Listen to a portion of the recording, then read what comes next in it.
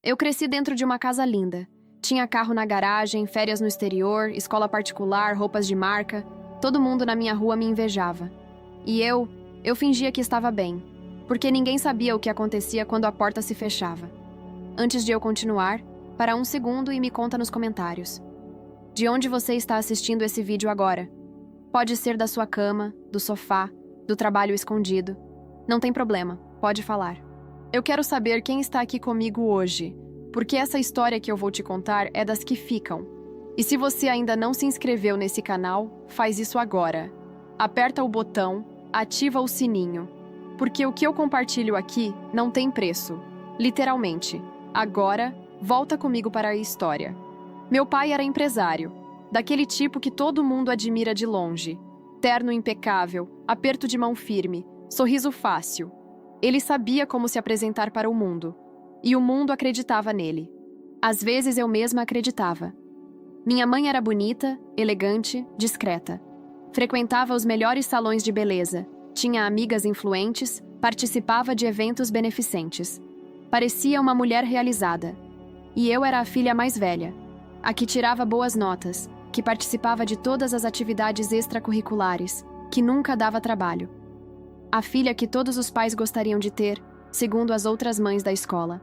Mas o que ninguém via, o que eu escondi por anos debaixo do meu sorriso treinado, era o seguinte: eu cresci sem nunca ter sido realmente vista, sem nunca ter sido ouvida de verdade, sem nunca ter sentido que o meu valor como pessoa ia além das minhas conquistas, da minha aparência, da minha utilidade social para a família.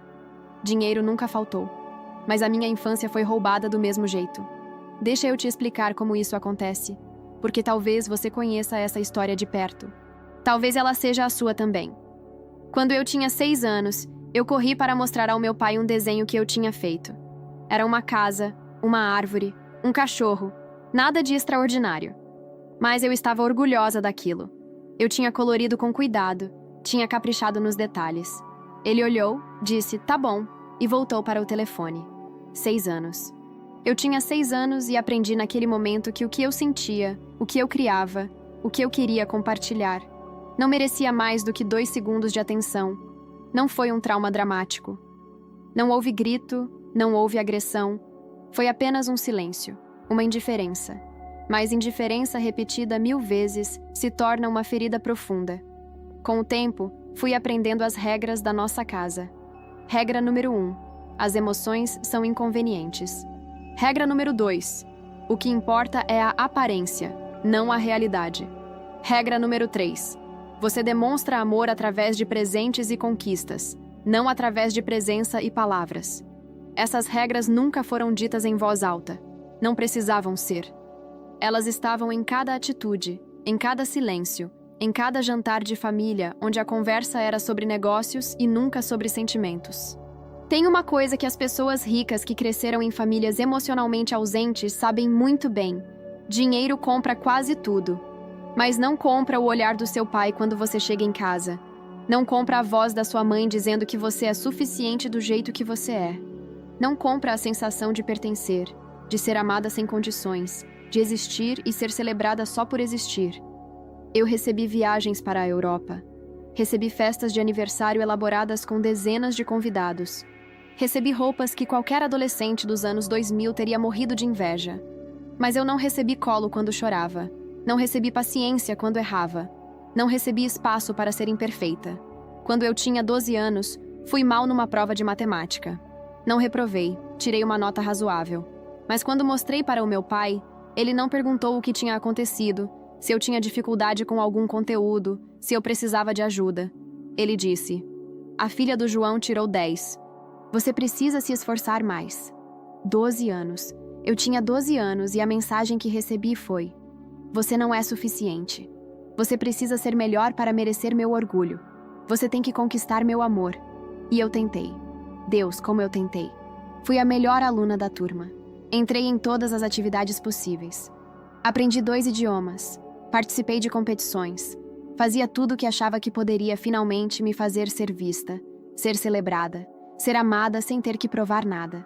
Mas o que eu não entendi ainda, o que levei anos para entender, é que quando você cresce num ambiente onde o amor é condicionado à performance, Você nunca se sente suficiente.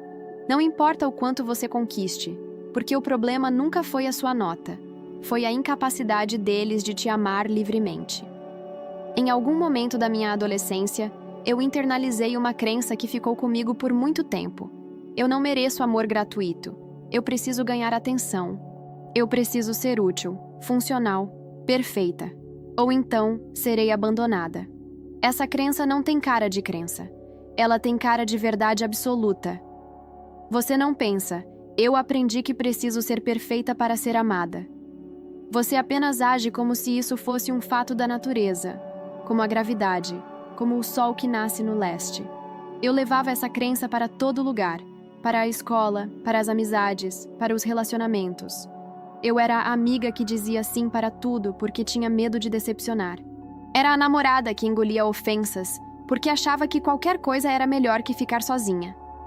Era a funcionária que trabalhava até a madrugada porque precisava provar que merecia estar ali. E o curioso e doloroso é que de fora tudo parecia sucesso. As pessoas me viam como alguém determinada, dedicada, competente. Ninguém sabia que por baixo de toda aquela determinação havia um poço de ansiedade e uma pergunta que nunca se calava. Eu sou suficiente assim?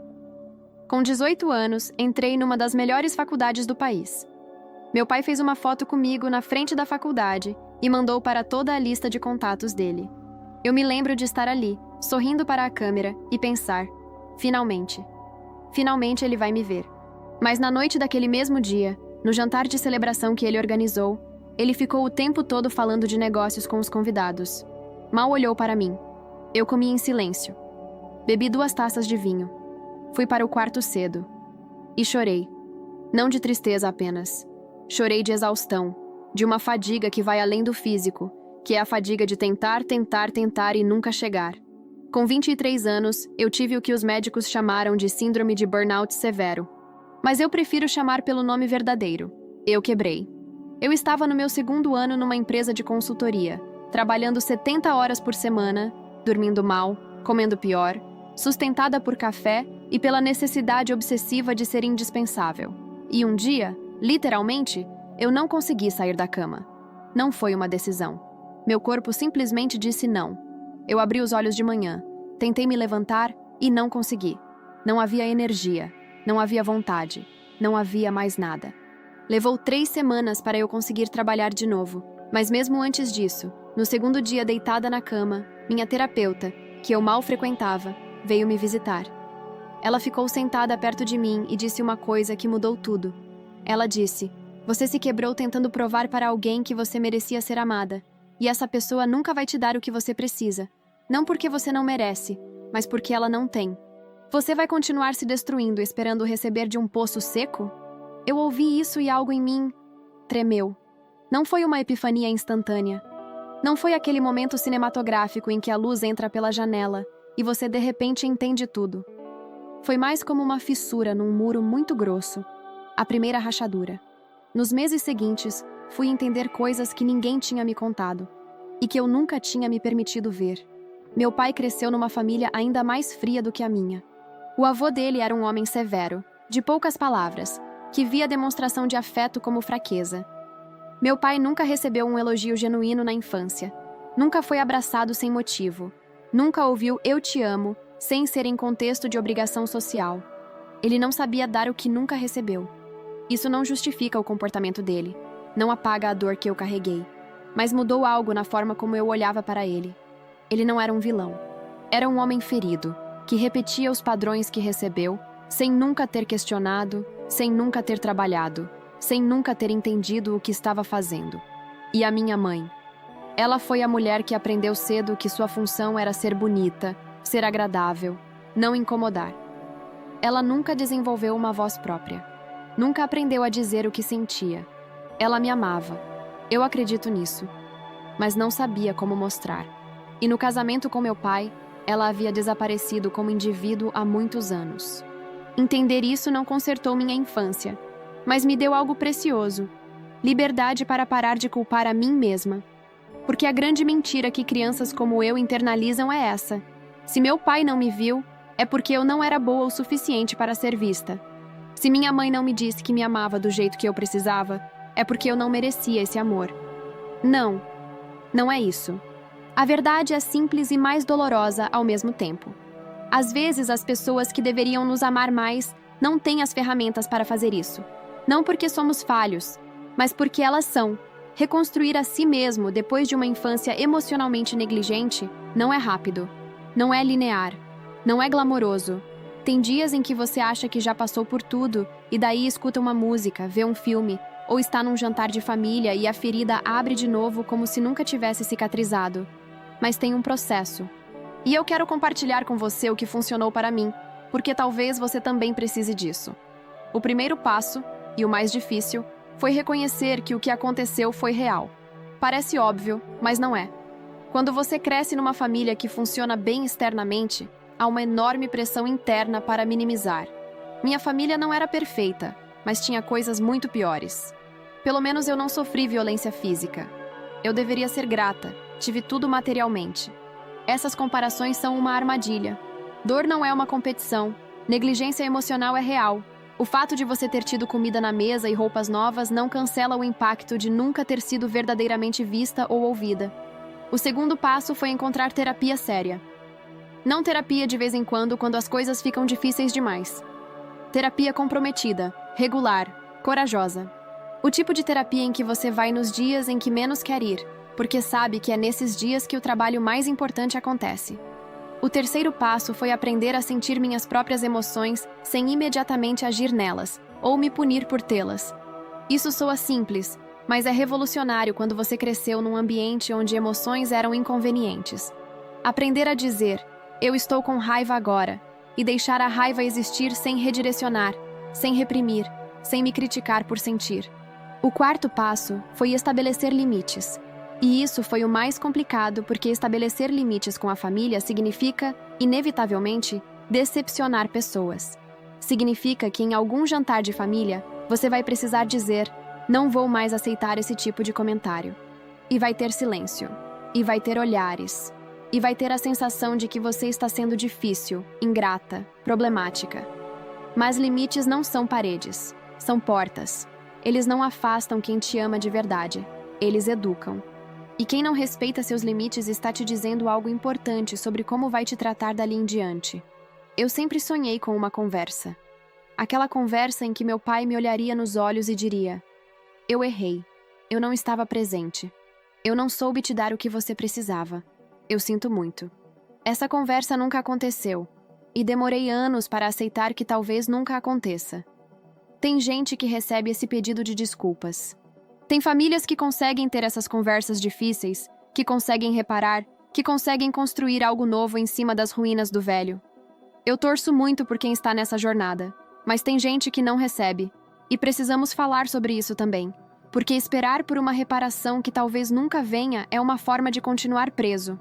Eu fui presa por anos esperando que meu pai acordasse, que enxergasse, que pedisse desculpas, e enquanto eu esperava, eu não vivia.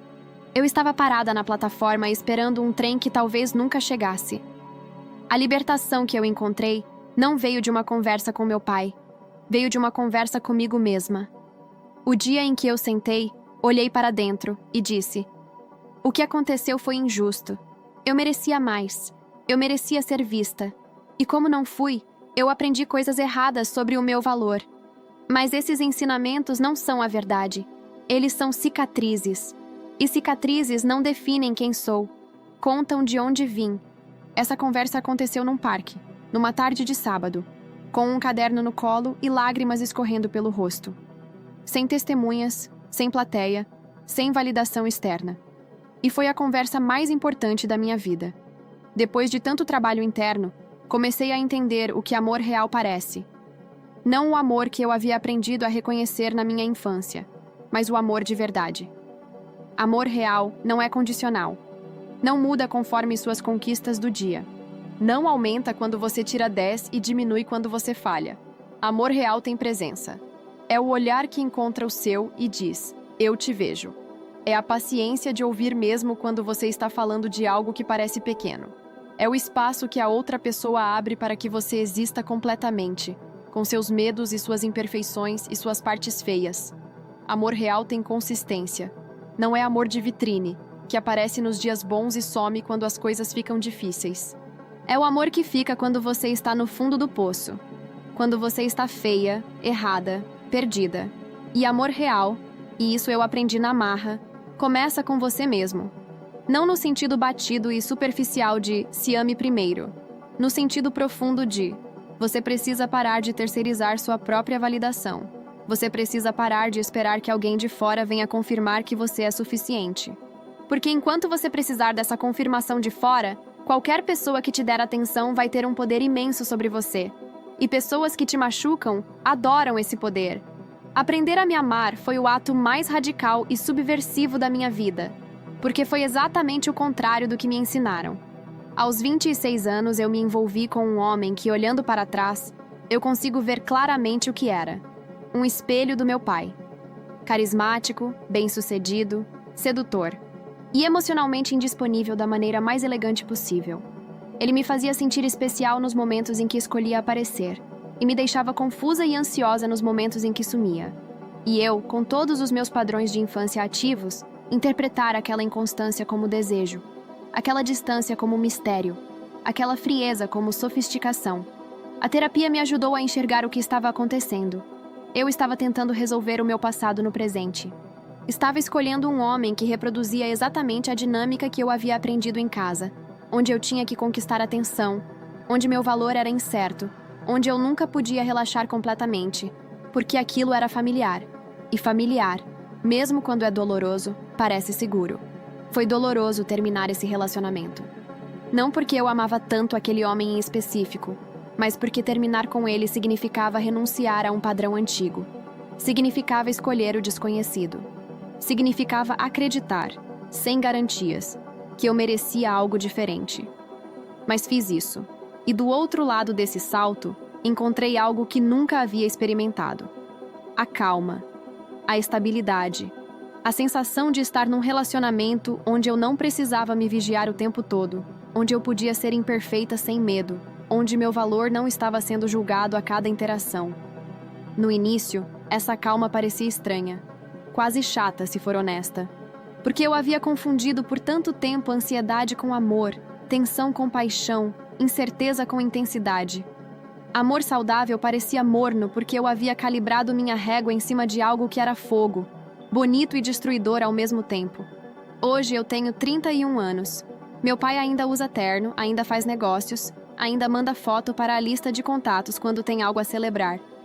Ele não mudou muito, mas eu mudei. E isso fez toda a diferença. Eu não perdoei meu pai no sentido de dizer que o que aconteceu estava certo. Isso nunca vai estar certo. Uma criança merece atenção, presença, amor incondicional. Eu merecia isso e não recebi. Isso é uma verdade que não muda. Mas eu perdoei no sentido de soltar. De parar de carregar aquela expectativa antiga de que um dia ele vai acordar diferente. De parar de me machucar esperando algo que ele talvez não seja capaz de dar. Eu ainda tenho almoços de domingo com a minha família. Ainda sento à mesa com ele. Mas eu sinto diferente agora. Eu não sinto mais esperando aprovação. Não sinto mais ansiosa, monitorando cada expressão do rosto dele. Sinto como adulta. Como alguém que se conhece, que se respeita, que não precisa mais que aquela mesa defina seu valor. Isso levou anos. Não aconteceu de repente. E ainda tem dias difíceis. Seria mentira dizer que não tem. Mas a base mudou. E quando a base muda, tudo muda junto. Se você chegou até aqui nesse vídeo, tem uma razão para isso. Talvez você se reconheceu em alguma parte da minha história. Talvez você esteja tentando entender uma dor que você não sabe muito bem nomear. Talvez você conheça alguém que viveu algo parecido e queira entender melhor. Qualquer que seja o motivo, quero deixar algumas coisas com você. A primeira, negligência emocional é real, mesmo quando ela vem embalada em conforto material. Ter uma casa bonita e roupas novas não cancela a dor de não ser verdadeiramente visto. Se você cresceu assim, sua dor é válida. Você não está sendo dramático. Você não deveria ser grato ao ponto de ignorar o que faltou. A segunda, os padrões que você aprendeu na infância sobre amor e relacionamento não são a verdade sobre como as coisas precisam ser. Eles são apenas padrões. E padrões podem ser questionados, trabalhados, transformados. Não é fácil. Não é rápido. Mas é possível. A terceira, esperar que a pessoa que te machucou venha te curar é uma prisão. A cura não depende deles, depende de você. Isso é ao mesmo tempo a pior e a melhor notícia. A pior porque é injusto que você tenha que trabalhar para curar uma ferida que não foi você quem fez. A melhor porque significa que você não está à mercê de ninguém. O processo de cura está nas suas mãos. A quarta, procure ajuda profissional. Terapia não é fraqueza. Terapia é o ato de levar a sério a sua própria saúde mental da mesma forma que você leva a sério a sua saúde física. Você não trataria um osso quebrado com força de vontade. Não trate a sua psique assim também. E a quinta, e talvez a mais importante, você merece amor sem precisar conquistá-lo. Você merece atenção sem precisar ser perfeito para obtê-la. Você merece existir e ser celebrado só por existir. Não porque fez algo especial. Não porque provou alguma coisa. Só porque você é, e isso já é suficiente. Eu sei que pode ser difícil acreditar nisso quando você passou anos aprendendo o contrário. Eu sei porque eu passei por isso. Mas acreditar, mesmo sem sentir ainda, é o começo de tudo. Hoje eu acordo de manhã e eu me conheço. Sei quem sou, sei o que preciso, sei o que aceito e o que não aceito mais na minha vida. Isso não veio de berço. Veio de muito trabalho, de muita dor, de muita coragem de olhar para dentro quando seria mais fácil continuar olhando só para fora. E se tem uma coisa que eu aprendi, é que a vida mais rica não é a que tem mais dinheiro. É a que tem mais verdade. Verdade sobre si mesmo, sobre as suas histórias, sobre o que você carrega e o que você pode, finalmente, soltar. Obrigada por ter ficado até aqui comigo. Obrigada por ter ouvido essa história. Espero que alguma parte dela tenha tocado algo em você.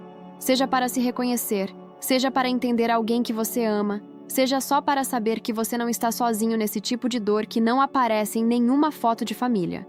Se esse vídeo te tocou de alguma forma, curte aqui embaixo. Não pelo número, mas porque esse gesto simples me diz que a história chegou onde precisava chegar. E se você ainda não é inscrito nesse canal, se inscreve agora. Tem muito mais por vir aqui. Histórias reais, conversas que importam, temas que a maioria das pessoas finge que não existem. Você merece conteúdo que te veja de verdade. E é exatamente isso que eu vim trazer. Até o próximo vídeo. Cuida de você.